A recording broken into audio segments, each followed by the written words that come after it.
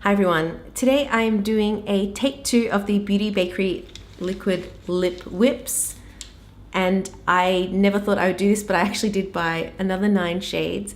I have a love-hate relationship with these liquid lipsticks. I love the fact that they are so long-lasting. They are by far the most long-lasting formula that I have encountered. However, they do have their issues. Some of them that I've tried were patchy in the past. Some of them kind of flake and crumble, namely the metallics, and some of them just went on streaky and they weren't as opaque as I would have liked.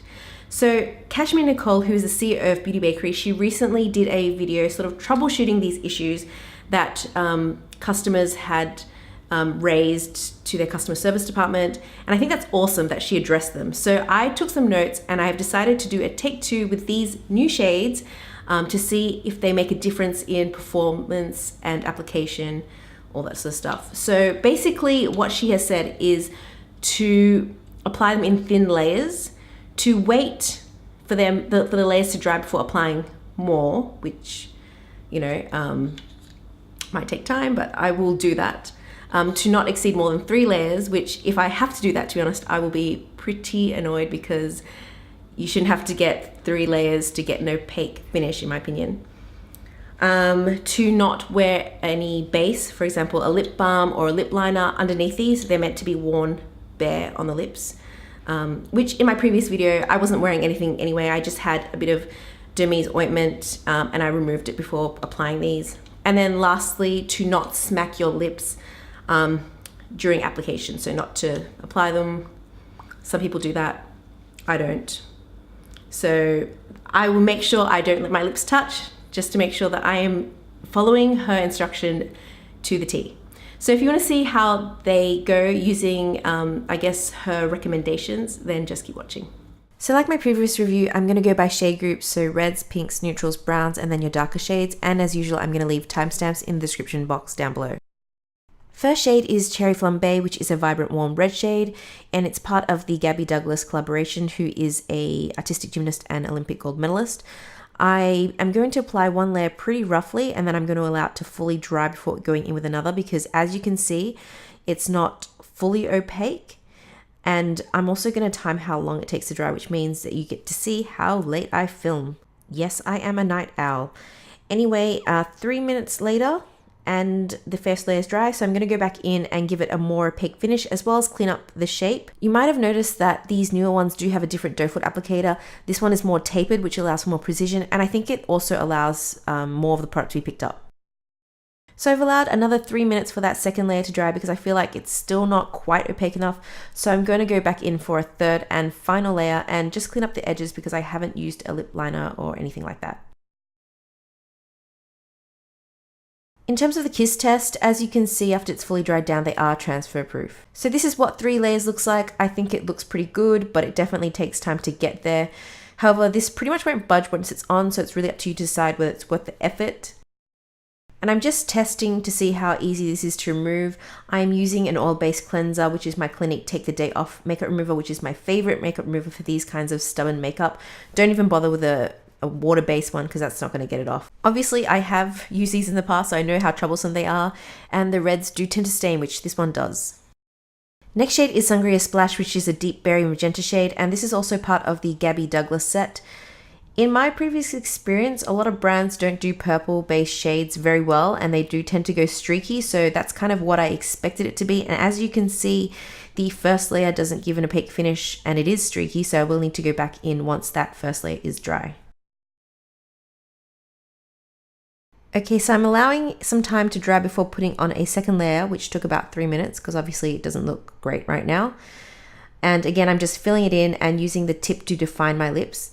I do find it trickier to get the shape right for these darker shades, especially because my lips aren't even, so it's going to take some time.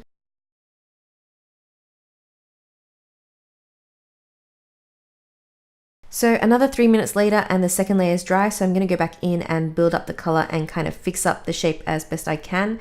This is exactly why I prefer nudes, because if you screw it up, it's not as obvious.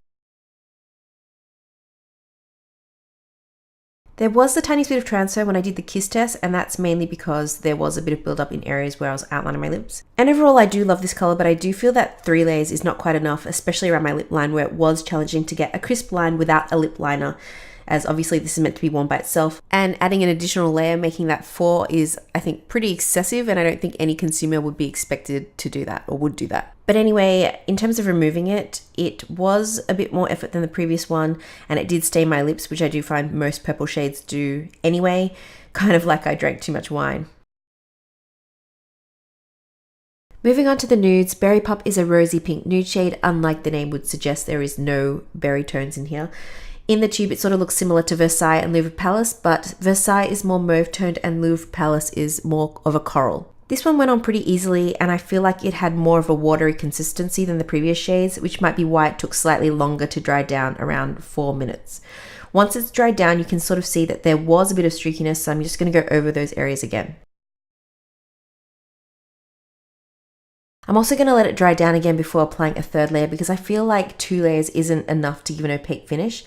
Also, it has clung a little bit to my lip lines, so I'm just going to go over those areas as well. And after fully drying down, this one has passed the kiss test without any issue. I myself have this particular shade in my kit as well because it's great to use on brides because of how long lasting it is, and it's quite flattering on a lot of skin tones. The nudes are relatively easier to remove with an oil-based makeup remover, but you still need to use oil rather than a water-based one because it is still very budge-proof. I do like that about these liquid lipsticks, and this one also didn't stain.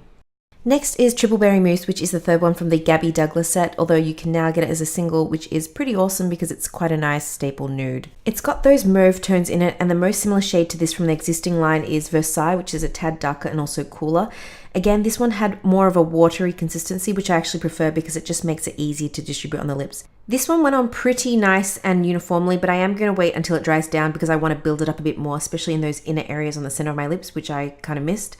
I do think I can get away with just 1 layer because it is fairly similar to my skin tone, but obviously if you have more pigmented and darker lips than mine, you'll probably want to add another layer.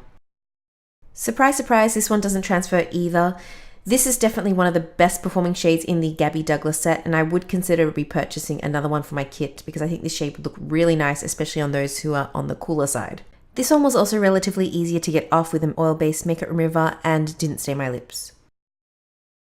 Next nude is Syruptitious, which I would describe as a rosewood shade because it's kind of a dusty rose with a brown base, and this one has the original style doe foot applicator. On me, this one does pull very brown, but on others, depending on your coloration, this can pull more rosy toned. I was using this on a client the other day and it did pull more rosy on her, and she does have fairer skin, so just be aware this kind of looks a little bit different from the swatches on the website. I'm letting it dry down before adding another layer, which took 3 minutes because I want to clean up the line, but 2 layers is pretty much all you need to get an opaque finish, and I didn't really have any issues with streaking with this one. Once it's dried down, it passes the kiss test with no issues, and overall I really like this shade. It's one of my favorite nudes from their range. It's easy to pull off, and I had no issues with performance or application, so if you're looking for a long-lasting nude, I would highly recommend this one. This one, along with the rest of the nudes, was pretty easy to remove with an oil-based makeup remover and didn't stain the lips, although they are getting a little tired and worn out from all the lip swatches. Moving on to the brown shades, we have I Like to Chai Chai, which is a warm brown nude with orange undertones. It's actually one of my favorite brown nudes. I find it really flattering, especially on warmer skin tones like mine. Again, this one has the old doe foot applicator because I bought mine before they updated their wands, and I definitely think that would have made it easier getting a crisp outline of the lips. So I waited 4 minutes for the first layer to dry down, and now that it's completely dry, I'm going to go in with another because it isn't 100% opaque. You can still see a bit of my natural lip color coming through on my lower lip. Once dried down, this one passes a kiss test, and this is what it looks like on my face. I really like this color. I think it might be a bit too orange if you have pink toned skin, but otherwise if you have warm toned or olive skin, then I think this would look really nice. Also, this one came off without too much issue using my Clinique makeup remover and didn't stain my lips. Then we have Salted Caramel Mocha, which was created in collaboration with Hailey White, who is a YouTuber also known as Cosmo by Hailey. The swatches look very similar, but this one is a darker brown with more neutral undertones. Her aim was to create a shade anyone could wear, and I think this would be quite universally flattering because of the more neutral undertones. This one applied really nicely and only took 2 minutes to dry down because I think the consistency wasn't as liquidy as some of the others. I'm adding another layer to give it more of an opaque finish, and this one did build up really nicely. As expected, this one passes the kiss test. And overall, I really like this shade. It looks quite different on me than on Hailey, who has much fairer skin than me, but generally depending on your skin tone and how pigmented your lips are, it can vary, so I wasn't super surprised. By the way, this one was limited edition, but you can still get it on Beauty Bay. Also, this one didn't stain my lips and wasn't too difficult to remove, although I am looking forward to finishing up this lip swatch video. Lastly, we have the darker shades, and this one is Plum Sorbet from the Gabby Douglas set. It's a vampy black and purple shade. So like I've done with the rest of the shades, I'm going in with the first layer with long swiping motions like Cashmere Nicole has suggested. You can obviously see that one swipe doesn't give an opaque finish, but I am not going to go over those patchy areas because I'm going to wait for it to dry down first. So 4 minutes later and it's now dry, so I'm going to go back in and build it up because I kind of look like a crazy person and you can still see my natural lip color peeking through.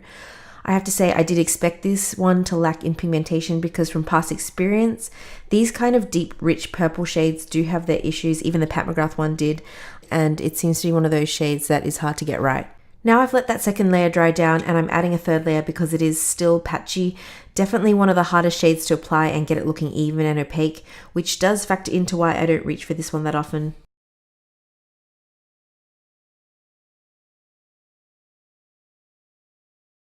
So usually when I layer this much product on my lips, there is some transfer, but not with this one. So it does dry down completely kiss-proof. So you can do a lot of kissing if you want. But yeah, I'm not a huge fan of how this looks like on me. I think it actually does need a fourth layer.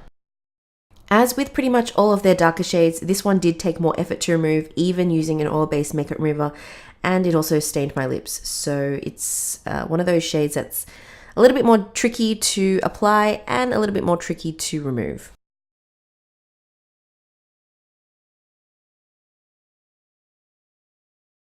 Last shade is Hazelnut Swirl, which is a metallic brown shade, which is the 5th shade in the Gabby Douglas set. In the past, I've purchased 6 of their metallic shades and I wasn't a fan of any of them, so if this hadn't come in the set, I wouldn't have purchased it. So in terms of application, this one goes on streaky, which from previous experience using their other metallics was expected. I also find that the metallics are thinner in consistency than their mattes, which does mean that you have to build it up because it does go on quite sheer. So this one didn't take too long to dry again because it is quite sheer. I'm going to go back in for a second layer to build it up because you can see my natural lip color coming through and I can sort of see why it's necessary to wait for each layer to dry because otherwise the product does move around with the doe foot applicator when it's wet. So I've waited for that second layer to dry because it's still not as opaque as I would like. I will admit though, I do like the color and the fact that this one isn't as glittery as some of the previous ones I've tried. It's got more of that metallic sheen, which I prefer. This one also stands up to the kiss test, which is great. And I mean, this color looks really cool, but you do have to build it up significantly. And frankly speaking, I prefer it if I didn't have to. So yay, this is the last one I'm removing. These are relatively difficult liquid lipsticks to remove than your average ones. So I did have to make sure that my lips were in good condition before I started filming this. But yeah, I mean, obviously the more layers you put on, the harder it is to get off. But at least this one didn't stain my lips, which I'm very grateful for. So that was my take 2 of the Beauty Bakerie lip whips. I hope you found this useful. Let me know, will you be picking any of these up? Do you think that her tips have been helpful and has that made a difference if you own any of these? Let me know and I will see you next time. Thanks for watching.